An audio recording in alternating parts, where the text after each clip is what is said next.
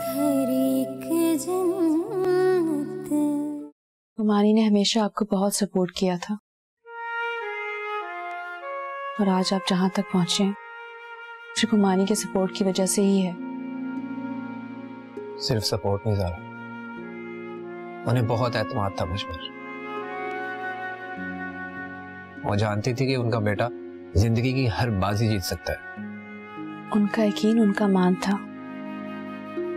उनके इस मान को कभी खत्म मत होने दीजिएगा।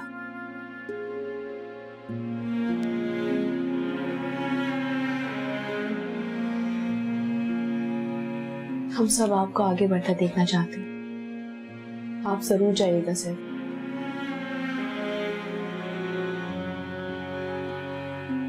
I will।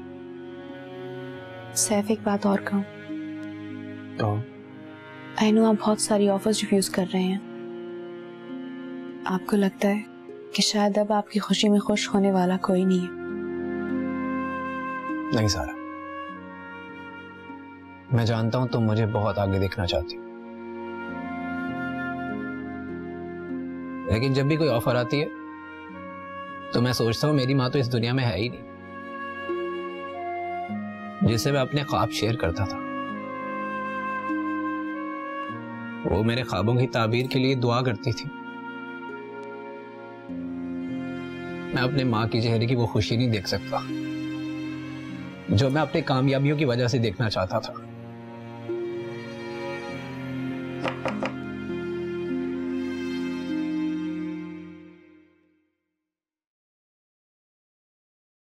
सारा,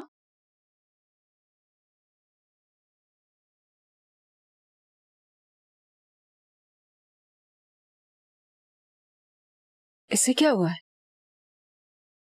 मानी को याद करके। सारा, अब इस शोक को खत्म भी करो।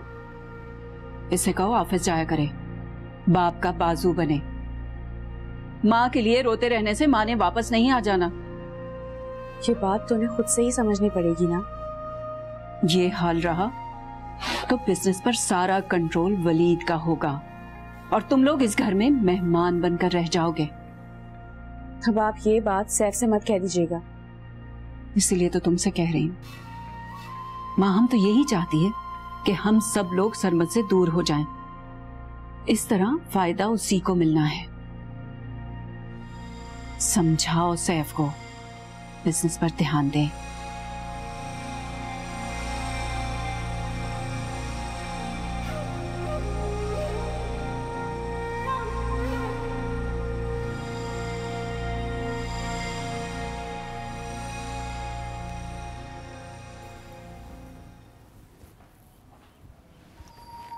वैसे कहते हैं कि जब शौहर घर से जा रहा हो ना तो बीवी को चाहिए कि अच्छे मूड में सब हाफिज कहे, और शौहर को भी चाहिए कि अपनी बीवी की बात को समझे। अरे बाबा, पूरी उम्र पड़ी है एक दूसरे को समझने के लिए।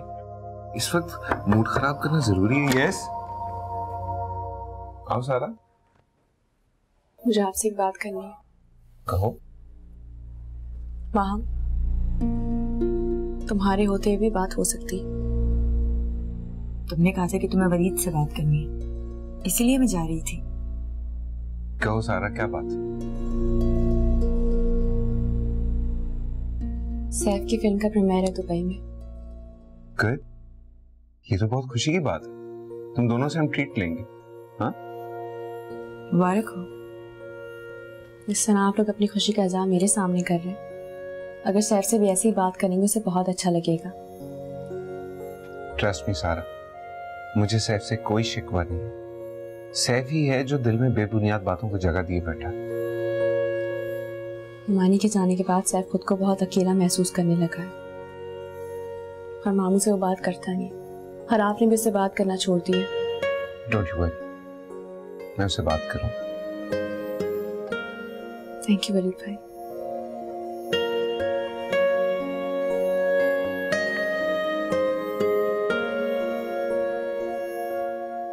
जी, तो आपका गुस्सा कैसे खत्म होगा?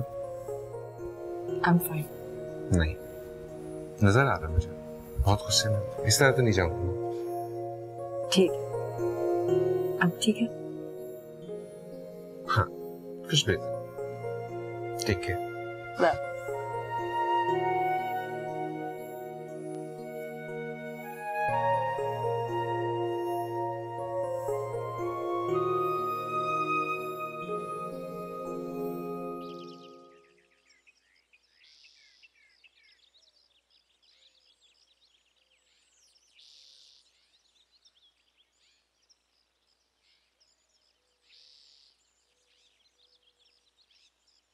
Congratulations. As a singer, तुम्हारी पहली फिल्म रिलीज हुई दुबई में। प्रेम जी भाई। जाओगे? Wish you best of luck. Thanks. तुम्हारे और मेरे रिश्ते में थैंक्स कब से आया? जब रिश्ते बदल जाएं तो आदतें भी बदल जाती हैं।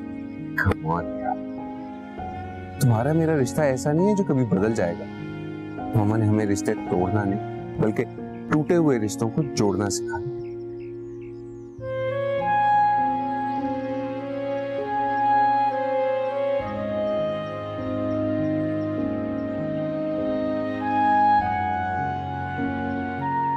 खुश रहा कर।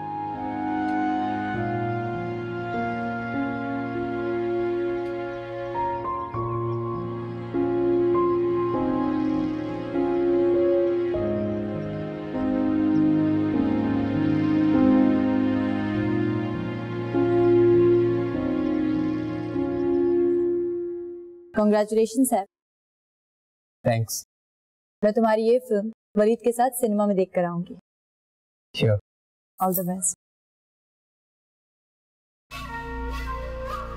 हमें तो नहीं सूझ रही फिल्में और गाने। पता नहीं वलीद कैसे जाकर देखेगा। फूफू, मैं तो सैफ को खुश करने के लिए कह रही थी। सारा ठीक कहती है। अगर हम सैफ की हिम्मत नहीं बांधेंगे तो कौन बांधेगा? ऑफिस जाने के लिए तो कभी उसकी हिम्मत नहीं बढ़ाई तुम लोगों ने। कहना क्या चाहती हैं? मेरा मतलब है वलीद से कहो छोटा भाई है उसका, उसे भी ऑफिस के कामों में लगाए।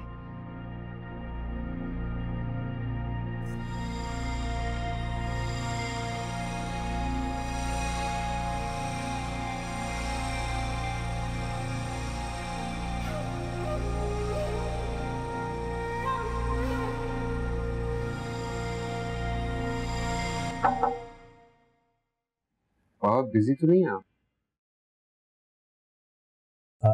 नहीं। आओ बैठो। Thank you.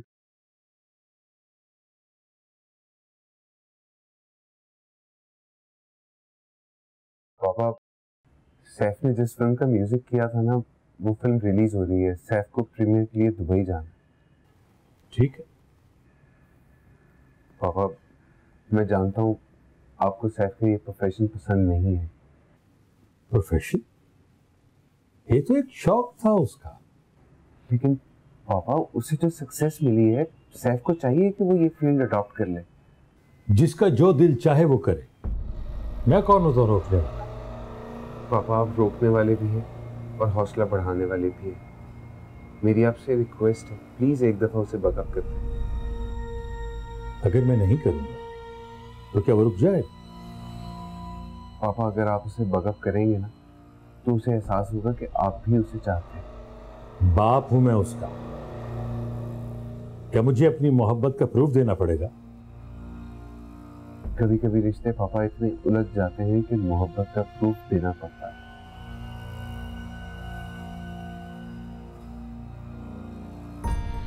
प्लीज।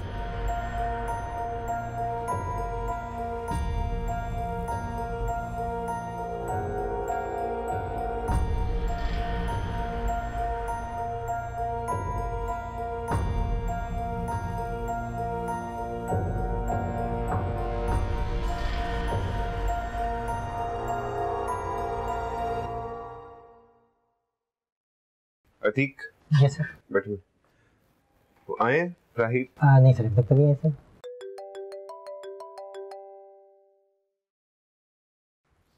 जी पापा। रियली?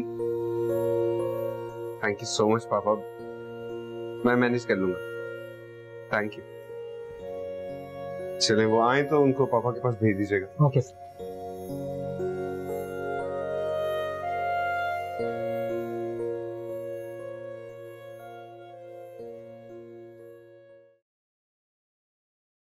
मैं तो इन हालात से कभी कभी बहुत परेशान हो जाती हूँ। अब क्या हुआ है पुप्पो? सरमद की वजह से बहुत परेशान है। तुम लोगों ने तो बिल्कुल ही उसे उसके हाल पर छोड़ दिया। उन्होंने भी तो हमें हमारे हाल पर छोड़ दिया पुप्पो। एक घर में रहकर तुम लोग एक दूसरे से कटकर नहीं रह सकते। उनकी प्रायोरिटीज में हम नहीं है पुप्पो। औलाद हमेशा प्रायोरिटीज में होती है बेटा।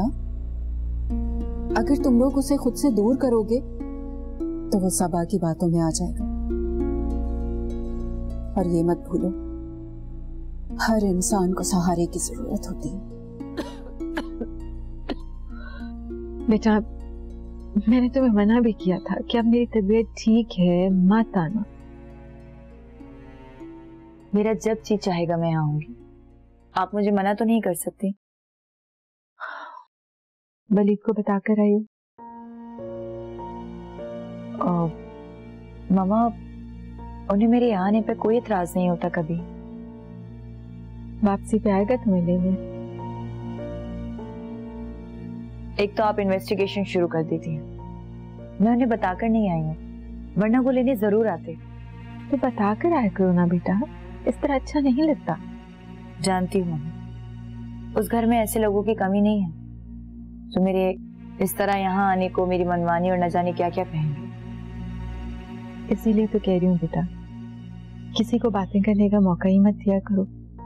सलमा फूफा ने जो महाज खोला है उसमें वो कोई ना कोई मौका निकाल ही लेती है, लिहाजा मुझे क्या जरूरत है कि मैं उनसे डरूं। कैसा महाज? वो खुद को बहुत तन्हा महसूस कर रहा है और कोई तन्हा नहीं जी सकता बेटा।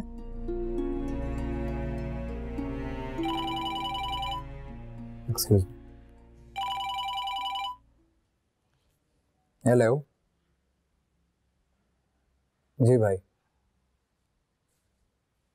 किस लिए?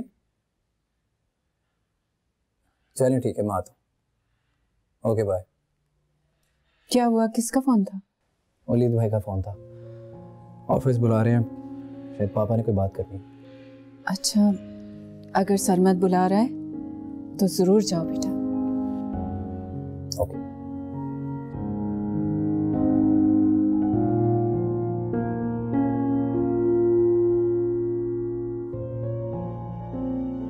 मुझे लगता है कि पुप्पो बिला वजह वलीद की सारी तवज्जो शर्मीन की जानिब करती है।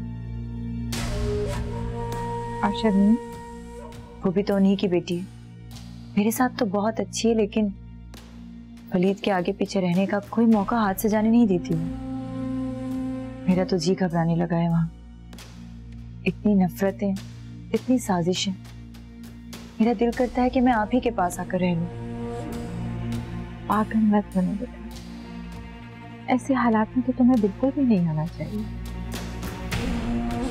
तो फिर आप आ जाए वहां। मामा प्लीज, मैंने बहुत सोचा है, हम आपके और अंकल के रिश्ते को समझ ही नहीं सके। माँ प्लीज फजूल बातें मत करो। मामा, कब तक आप मुझे इस तरह खामोश कराकर अपने दिल की आवाज को दबाएंगी? सच तो यही है कि उन्हें ही नहीं बल्कि आपको भी उनकी जरूरत है।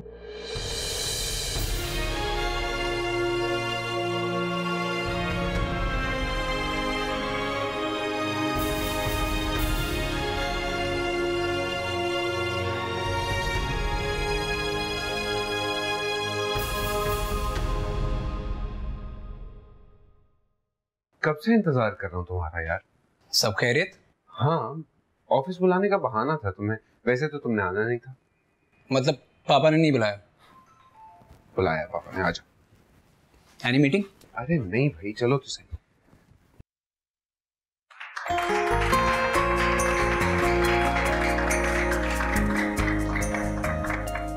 बेटा, ये एक छोटी सी सेलिब्रेशन है। एज सिंगर तुम्हारी फर्स्ट मूवी रिलीज होने को जा रही है। ये सब तुम्हें विश करना चाह रहे थे, तो मैंने सोचा तुम्हें सरप्राइज दिया जाए। Wish you best of luck. Thanks पापा।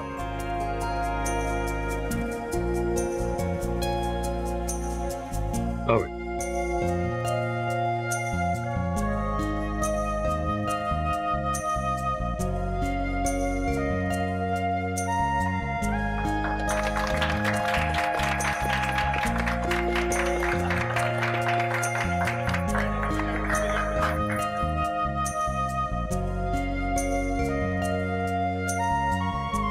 थैंक यू भाई।